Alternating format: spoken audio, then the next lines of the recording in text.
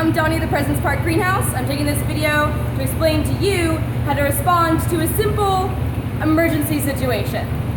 It's not that much of an emergency, but you come here and you're checking on your fur troller, and all these fancy lights here are going to be flashing. Check to see if this little guy, the external lockout button, if that's also red and illuminated, and all your numbers here on these two screens are flashing, then what you're going to want to do is clean your filter. So I do have it on these instructions.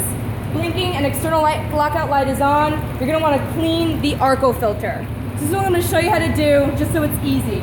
So, if you look, this is your tank connected to your pump here. Sitting on your water is your Arco filter. It says Arco right here. It's a filter just to make sure that any solids that my pump takes up will not end up in my little pipes and cause a clogging, if that's a word. So what you're going to want to do is separate this union. So this part right here, you're going to want to go the opposite direction of the arrow. So clockwise or lefty-loosey to loosen it. It's going to be very tight. The pump is also on. So if you unscrew this before turning your pump off, water's going to go everywhere. So the first thing you're going to want to do is unplug your pump. So my pump is in the water. You can see my wire. If you follow this wire, you can see that it's plugged in over here. So you want to get behind this fur troller in this very corner over here and make sure you're going to unplug this pump. You can drape it over here to make sure it's not getting wet or anything.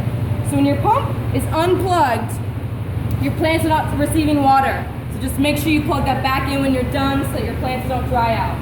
This thing is still really, really hard to open. What I do is I just kind of use this to loosen it up, hitting it a couple times in the direction to the left to loosen it, and look at that, it's already loosened a little bit. You can also use a towel to get a better grip. You can see now it's loosened. So this is like a union. You're just going to unscrew this union. A little water might come out, and here are your filter discs. This is what you're going to want to wash out. So what you're going to do is either grab your hose or bring it to the sink. We'll just do it in the hose. The hose is in the third row. Basically, put your hose on like a jet setting and just rinse off those discs. If the hose is not on, somebody turn it off. Just go here, lefty-loosey to turn the hose on. You can also do it in the sink in the prep room and just rinse it really good. Try to get in between these discs here because that's where all your dirt's going to accumulate on these discs right here.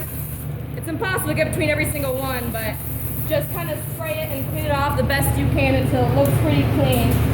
When you're done with that, just keep it only a couple minutes. You're going to return it back. You have your base thing here with this union. Put the discs back in, align it into your center in the inside, and then you're going to go in the direction of this little arrow here in order to tighten this union to make sure that my filter is back on. And once that's tightened, you've cleaned the filter and you can plug your pump back in. And the reason why you need to have the filter cleaned is because when it's dirty, there's not enough pressure in my pipes. And my sampling pot here, which takes my measurements for my fur troller, will not be full if the water is not having enough pressure. So basically by cleaning the filter, removing the dirt, allowing the water to have full pressure, making sure that this pot is full. So if you want to look in this pot, it should be running with water. If the external lockout is on and you need to clean your filter, this pot will only be partially full and my probes will not be able to be sensing fertilizer and pH. So you want to make sure that this sampling pot is full and make sure you plug your pump back in so that your plants are receiving water. You can see now the water is coming out here. You can touch this, you feel it vibrating. That's how you know that the pump is on and it's working. And now you're done, you just fixed the problem. Thanks.